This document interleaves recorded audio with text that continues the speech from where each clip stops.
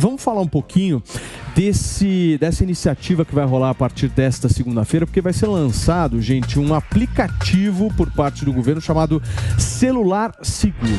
Essa medida visa combater o roubo de aparelhos, tornando-o inutilizável depois do crime. E vai estar disponível nas lojas virtuais de celulares e também de computadores. Esse aplicativo vai funcionar da seguinte forma, deixa eu te explicar. A vítima vai enviar um aviso simultaneamente para a Anatel, para os bancos, para as operadoras de telefonia e também para os demais aplicativos. Assim vai haver o bloqueio imediato da linha telefônica do aparelho e dos dados de acesso a contas de bancos e serviços que foram cadastrados nele. O acesso pode ser feito em outro aparelho ou em um outro computador previamente cadastrado. Ou seja, meu amigo, você que está com medo de cadastrar o celular da sua esposa como número confiável, você vai ter que fazer isso, certo, Diogo da Luz? Sim, meu amigo. Nós vamos receber ou vamos pro break agora? Nós vamos sair para um break. Pra você que tá no rádio, meu amigo, a gente já volta, hein? São 5 horas da tarde, você não sai daí. E para você que está na televisão, a gente continua aqui. Primeiro dia do Tá na Roda no Rádio, a gente vai se adaptando aos poucos. Então, vamos falar sobre esse aplicativo aí, porque esse negócio pode ser muito útil, Diogo. O que vocês pensam sobre isso, hein? Acho que é mais um dia, mais uma vez que estão culpando o mensageiro, tentando acabar com o mensageiro para resolver a coisa. Vai resolver um pedacinho, mas não vai resolver a criminalidade. O que vai fazer com o bandido? Mas tudo bem, mas melhor que nada. O bandido vai continuar solto. Primeiro, os celulares que são furtados e depois enviados para a África vão continuar seguindo o mesmo caminho. E é uma grande quantidade que vai para a África, organizado pelo PCC. Então, aí já não resolveu nada. Já não resolveu nada. E depois é mais ou menos qualquer história que você não pode mais usar o celular dentro da agência bancária para inibir o furto. O roubo, né? O que precisa é prender o bandido. Não, Diogo, mas é o seguinte... O bandido tem endereço, Não, mas Paulo. é que você tá querendo resolver o todo com Novalgina. Não vai, Ao contrário. Eu tô olhando os benefícios da Novalgina. Isso que é Novalgina. Não, mas a Novalgina, ela resolve ali momentaneamente, beleza, ela ajuda. É melhor ter a Novalgina do que não ter nada, entendeu? Só que aí se você for analisar aqui, por exemplo, o que eu entendi desse aplicativo, vocês me corrijam se eu estiver errado. Se eu tiver o celular roubado, imediatamente eles vão bloquear porque eu vou ter cadastrado esse celular, um celular de uma pessoa da minha confiança, pode ser minha esposa, quem mais? Seu pai, sua meu mãe, pai, sua minha mãe, irmã, secretária, quem você Fernando quiser, meu amigo, quem você quiser. Aí a Anatel vai lá e vai bloquear tudo imediatamente devido a esse cadastro prévio que vai acontecer. Eu acho isso. Porque hoje você não pode por um, você tem que ir banco por banco, você tem que ir na operadora. Mas essa questão hoje já existe. Regra. Isso já existe em uma série de aparelhos. Eu tô vendo o Renato ali com o iPhone na mão. O iPhone já é bloqueado quando ele é perdido ou quando ele é roubado. O problema é o seguinte, isso não faz com que os criminosos deixem de roubar, não faz com que os criminosos deixem de furtar. Eles pegam essas peças, eles vendem as telas dos celulares, eles vendem informações, eles vendem uma série de coisas. São várias atuações que a gente tem que fazer em paralelo, na minha opinião, mas enquanto o Brasil não considerar o criminoso um bandido de fato, hoje a gente vê, infelizmente, o governo, Paulo, tratando o criminoso como vítima da sociedade. A gente vê o governo tratando os presídios como um meio de ressocializar. A gente tem que entender que a prisão para o criminoso, para o bandido, é uma forma de punição. Sim. A gente tem que punir. Os criminosos, eles têm que ter medo de fazer qualquer tipo de ação. Hoje o bandido sai na rua, rouba um celular, furta alguma coisa com a certeza da impunidade. Rafa, deixa eu só receber quem nos acompanha pelo rádio. Para você que sintonizou agora na programação da Jovem Pan, a gente está repercutindo esse novo aplicativo que vai ser lançado, inclusive, amanhã, que promete aí inutilizar os celulares que forem roubados, certo? Não, certo, porque você tem que ligar hoje em todos os bancos, todas as operadoras. Você tem que ir na rede social, porque ele pode entrar quando pega seu celular na sua rede social também, contatar pessoas, aquela história do pedir dinheiro, me manda um Pix, e é instantâneo, né? Acionou, resolveu, porque hoje você tem que fazer uma maratona quando eles roubam teu celular com a tela desbloqueada, que é o que o ladrão pede, desbloqueia a tela e me dá o celular. Paulinho, ninguém vai argumentar... Não, por favor. Só jogar uma pimenta na discussão, tem um outro fator aí. Quem vai anunciar amanhã é o secretário executivo do Ministério da Justiça e da Segurança Pública, Ricardo Capelli, que era o braço direito do Flávio Dino, e ele está fazendo o possível e o impossível para se manter, para ser efetivado como ministro da Justiça e Segurança Pública. Tudo tem um porquê, então a gente tem que olhar a efetividade dessa medida, porque o momento, pelo menos para ele, exige que ele tome ações populares ou populistas. Fala, Paulinho. O governo, de fato, tem sido muito cobrado, né, pela pauta de segurança pública. Até já falei isso aqui hoje. Quando a gente analisa a segurança pública no país, via de regra, ninguém olha para quem é o gestor da segurança pública em primeiro lugar, normalmente, que é o governo do Estado, né? Só que o que a gente tem hoje no Brasil, inclusive por um desconhecimento do sistema de gestão pública brasileiro, é uma culpabilização até do governo federal. Então, sim, o governo federal tem sido cobrado a trazer uma atuação nesse nível. E aí, quando traz... eu acho que sim, vamos monitorar a efetividade, mas tem algo que é do campo do estudo da gestão pública, que é a questão dos incentivos. Se vai atuar diretamente ali, caso a efetividade seja razoável, se vai atuar diretamente ali para que, de fato, um celular se torne inutilizável pós-roubo, isso vai ter um impacto direto nos números de roubos de celular, que é uma das coisas que incomoda muito as pessoas hoje. Não, isso é brincadeira. Dia a dia. Não é brincadeira, é gestão pública. Não é questão de gestão pública. O iPhone faz quanto tempo que ele é inutilizado? Pelo amor de Deus, não é possível. E não diminuiu a quantidade de roubos e furtos de iPhones, por exemplo. O iPhone ele é inutilizado quando ele é roubado. É porque o bandido não chega perguntando qual é o telefone, né? Então, mas isso fez com que caísse. Sabe qual é, já. Isso não fez. O bandido não sabe que é o iPhone agora. Paulo, o bandido não sabe que é o iPhone. O celular hoje, quando está funcionando para entrar no banco, para isso tudo, ele está sendo rastreado, ele é rastreável. A gente, o assaltado sabe dizer o endereço exato aonde está. Além do crime do roubo, do furto, ainda o crime de invasão de banco e tudo. O que precisa é a polícia ter o direito de imediatamente ir aonde está acontecendo isso e prender o bandido. Eu já sofri assalto onde havia mais de 10 pessoas, levaram mais de 10 celulares, computadores e um monte de aparelhos eletrônicos e todos estavam exatamente no mesmo endereço. Todos. Nós informamos a polícia que disse claramente: nós não podemos agir nesse caso. A legislação não permite, porque a polícia militar só pode ir em flagrante. Nós não vimos acontecer. Nós sabemos que aconteceu o roubo, mas não vimos. Aí a Polícia Civil, só a partir de segunda-feira, depois do inquérito. Então, já está na mão. O celular está dizendo: eu estou aqui nas mãos do bandido. Um exemplo claro, um exemplo claro disso foi o show do Alok, que a gente teve recentemente no Rio de Janeiro. Foram milhares de celulares roubados. Milhares de celulares. A pessoa vai lá num show para se divertir, um show gratuito para ver o seu ídolo lá e tal. Chega e tem o seu celular roubado. E depois, lamentavelmente, no mesmo dia já tá todo mundo solto, que foi pego com dezenas de celulares em posse.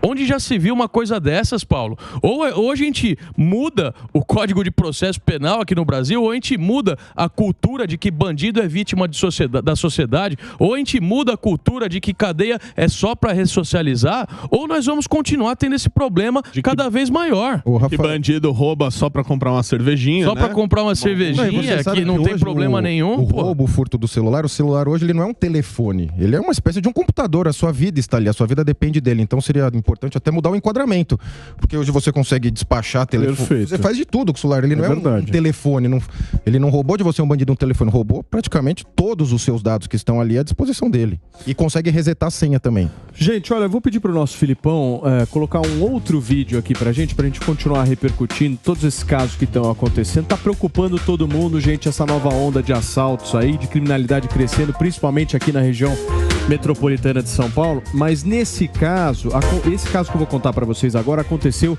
em Sapopemba. Um policial penal matou um criminoso e acabou ferindo um outro ao reagir a uma tentativa de assalto na última quinta-feira, dia 14 de dezembro, lá em Sapopemba, zona leste da cidade de São Paulo. Coloca esse vídeo aí pra mim, Filipão, que eu vou explicando pra turma que tá nos acompanhando. Gente, olha, ele tava chegando de moto em casa quando foi abordado por esses 2 homens que aparecem aí na imagem, que também estavam de moto. Justamente depois dele perceber a presença desses assaltantes, o agente foi lá e reagiu, e aí começou todo esse caso que a gente está dizendo aqui, a morte desse criminoso e também a reação dele em relação ao parceiro ali, ao cúmplice desse assalto na tarde desta quinta-feira, último dia 14 de dezembro, na Zona Leste de São Paulo. Então o saldo desse caso é 1 morto e 1 ferido. Ou seja, há uma perseguição também aos policiais, o Acácio. Estamos contando aí a história de um policial. Sem dúvida nenhuma. De todos os casos que nós mostramos aqui, alguns envolviam policiais, com a peculiaridade. O policial pode ter agido em legítima defesa porque seria vítima de um roubo, da mesma forma que ele pode ter agido em legítima defesa porque eventualmente ele seria vítima de uma retaliação ou algo que o valha. Então, no caso deles, que tem preparação, tem todas as condições de reagirem a contento, há essa preocupação maior. Agora, quem foi assaltada recentemente foi a Tabata Amaral, né? Vocês viram do caso da Tabata? Foi de quebrar o vidro, né? Exato. Como é que vocês viram isso? E principalmente a reação dela, porque ela fez um vídeo reclamando, inclusive, de uma política municipal de segurança pública. Ela usou de palanque, naturalmente, seria o natural, mas esse caso dela de quebrar o vidro foi o mesmo que eu passei, que ele pega o celular desbloqueado, ele na hora desativa o localizador do seu celular, e você não consegue localizar, começa a acessar banco, essas coisas. Eu lamento que, em teoria, o que a Tabata defende não se coaduna com o combate ao crime mais rígido. Essa seria o lamento que a gente faz. A diferença do caso dela para esses outros aqui é que ela, como deputada federal, ela tem o poder, né, o voto popular para estar lá para mudar as leis de segurança pública, e todas as oportunidades que ela teve nesse sentido, ela desperdiçou. A votação sobre saidinha temporária, ela votou contra o fim da saidinha temporária, gente. Pelo amor de Deus. Quem é que defende isso? Fiquem sabendo agora. Deputada Tabata Amaral. Agora no Natal... Mas será que o sujeito que não quebrou o vidro do carro dela e não arrombou não estava em algum tipo de saidinha da vida? Ela também se absteve da votação que aumentou a pena de roubo e furto. Ela não destinou nenhuma emenda para a segurança pública durante todo o mandato. Ela teve o poder de trabalhar para mudar a legislação. O Renato, de segurança. No caso dela tem algo mais grave, né? Porque ela hoje, deputada federal, tem a prerrogativa de agir em prol da segurança pública, você bem disse, não há nenhuma ação dela nesse sentido, e ela ainda usou o palanque para atacar o município, que a rigor não tem nenhuma prerrogativa em termos de segurança pública. Óbvio, tem uma obrigação indireta, mas é uma obrigação muito menor que a dela enquanto deputada federal. Sabe qual que é o problema que eu vejo nesses casos aí? É essa turma enxergar uma utopia de que só atuando na educação a gente vai resolver o problema de segurança pública e de criminalidade aqui no Brasil. Isso não existe. Não existe em nenhum lugar do mundo. A gente não é um país de primeiro mundo, meus amigos. A gente precisa resolver as coisas em paralelo. É claro que a gente precisa atuar na educação pública, a gente precisa melhorar os índices, que o Brasil, infelizmente, é péssimo, mas a gente precisa atuar também combatendo o crime. A gente não vai... Pergunta para um pai de família que teve a sua filha, a sua esposa assaltada com uma arma na cabeça, se ele quer esperar 20, 30 anos para o problema de segurança pública ser resolvido no Brasil. Ele não vai esperar, Paulo. Ele não vai esperar. Ele quer ver a polícia na rua. Ele quer ver o bandido que comete um assalto preso sem sair no dia seguinte, na semana seguinte ou no mês seguinte. Então, é isso que o brasileiro espera. Ao que me parece, segurança pública talvez não seja muito prioridade hoje em Brasília, certo? No Congresso nós só vamos falar do trabalho legislativo, que a gente falou muito de Código Penal. Eu quero entender de vocês, por que não é prioridade isso lá? A gente está discutindo tantos e tantos temas que vêm para o noticiário, a gente vê a pauta dos direitos LGBT, aí a direita e a esquerda se matam em relação a isso. Não sei que pé que tá a reforma do Código Penal, mas o relator era o Contarato de extrema esquerda. Por que não rola essa pauta de segurança? Por que a gente não vê avanços importantes nessa área? O que acontece? Você vê que a política, a política de fazer com que as leis sejam frouxas vem da esquerda.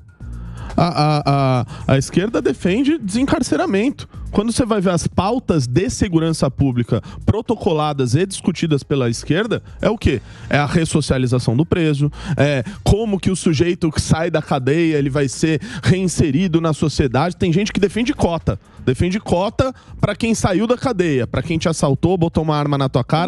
Como assim? Opa, não, me explica. Tem muito projeto sobre isso. Cota no serviço público, para quem saiu da cadeia. Lá no Paraná, o sujeito protocolou um passe livre pro preso, para quando ele sair da cadeia, ele puder andar de graça aí no ônibus, no metrô. Tem auxílio reclusão. Tem um monte de política que só defende o criminoso. É o fim do mundo. E aí, quando tem gente que vai defender o lado oposto, essa turma faz oposição.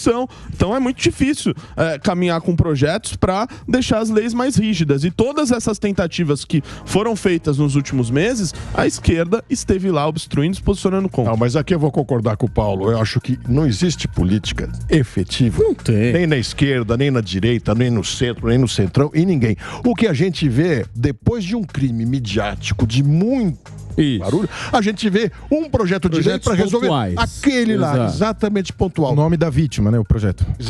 Tem até o nome da vítima, exatamente. O que eu insisto é, nós temos uma baita impunidade. A melhor pena que existe para o bandido é justamente o anonimato. E as leis precisam tratar disso. O Diogo, dar autonomia para a polícia, um monte de coisa. Se você analisar, por exemplo, o caso do Rio de Janeiro. O Rio de Janeiro nunca teve política de segurança pública. O que teve ali foram projetos pontuais por conta justamente do que você falou. O negócio foi lá, apareceu na mídia, vamos tentar fazer alguma coisa. Quem não se lembra das UPPs? O PP, baita de um projeto, vai resolver a prêmio, né? Ninguém nem até o nome, Paulo. Disso. Unidade de polícia pacificadora. Como se o resto da polícia fosse não pacificadora. A função da polícia é pacificar. Agora, vocês estão falando sobre políticas de segurança pública de esquerda e me veio uma à mente, muito importante, inclusive, foi a Lei Maria da Penha. A Lei Maria da Penha atuou muito diretamente para que mulheres pudessem e tivessem mais direitos no campo da sua própria segurança. Melhorou muito a legislação naquilo que vinha acontecendo até então em relação à violência contra a mulher. Eu acho que é um exemplo válido, mas não é propriamente uma questão de segurança, é muito mais, infelizmente, uma questão social e cultural. Mas também. Sim, reverbera efeitos na segurança. É uma questão criminal, é uma questão de segurança. Não, sim, é uma questão penal, mas reverbera efeitos na segurança pública. Mas eu acho que as causas em relação à violência contra a mulher, elas são, infelizmente, muito mais sociais e culturais do que de violência propriamente. Aí a gente vai discordar e talvez seja difícil concordar mesmo. Porque eu também acho que essa violência que a gente está falando do roubo e tal, ela também é muito social, né? Sim, sim. Então, pra mim, ambas são muito sociais. Bom, escuta. Não é que é violência, e violência tem que ser combatida, né? Mas dizer que nesses quase 20 anos de poder da esquerda, uma lei uma prova de boa ação na política de segurança. Você sabe qual foi o governo que aumentou 830% o número de ações da Polícia Federal? Eu quero saber. Eu sei qual foi o governo que fez com que a gente tivesse 60 mil homicídios por ano, gente. Quem reduziu a impunidade. Traga esses dados aqui, você não vai conseguir. A gente está falando aqui, boa parte aqui do nosso discurso está sendo que falta investimento na polícia. Quem aumentou 830% o número de ações da polícia e fortaleceu acabou de cortar 322 milhões da segurança pública também foi o mesmo governo. E aí deu no que deu que a gente sabe. Gente, não dá pra botar dinheiro na guarda municipal, mas que é o que eu disse aqui. Quando se investe na polícia de fato, no início do século se investiu na Polícia Federal. Quando se investe na polícia, o governo do PT investiu muito na PF. O tráfico, o bandido comum, também se investe na polícia que investiga o tráfico do palácio. E aí que eu acho que é o maior impedimento para que os nossos governantes não mexam. Cássio, para fechar, hein? Só para acrescentar um elemento, mas quem começou a estruturar efetivamente a Polícia Federal foi o FHC. Sim, esse aqui no seu pós-democratização aí, né? As instituições estavam completamente destruídas pela ditadura. Mas ele está aqui na comparação de governo, aumentou 830%. Sim, mas porque ela ganhou musculatura e ela ganhou estrutura anteriormente. Quem fortaleceu foi a FHC. O Lula só colheu os efeitos dessa Não colheu os efeitos. Gente, você tem um aumento de 830%, isso não é colher efeito, isso é investimento de fato, ué. Não. 830% em novas investigações. Mas para você chegar às novas investigações, você tem que ter uma reestruturação Mas anterior. fez muito concurso, equipou, comprou equipamento, investiu em estratégia. Mas independente de qualquer coisa, resultado, que é 70 mil homicídios por ano. independente de qualquer coisa. Porque Ô, Paulinho, essa segurança pública do homicídio, ela acontece no nível local e ela é de responsabilidade do governo do Estado. Reclama com o Tarcísio. Não adianta Eu vou investir reclamar em o quê? polícia e trabalhar contra as leis que endurecem as penas. Diminuiu o número de latrocínios, o número de homicídios no estado de São Paulo. A Polícia Militar teve o maior aumento da história. Vocês estão rodando vídeo a 2h20 aqui de crime em São Paulo, gente. Vamos não, querido. Eu tô a 2h20 te aguentando aqui, querido. Eu não tô rodando vídeo nenhum, não. Deixa eu falar uma coisa pra vocês. São 5 horas.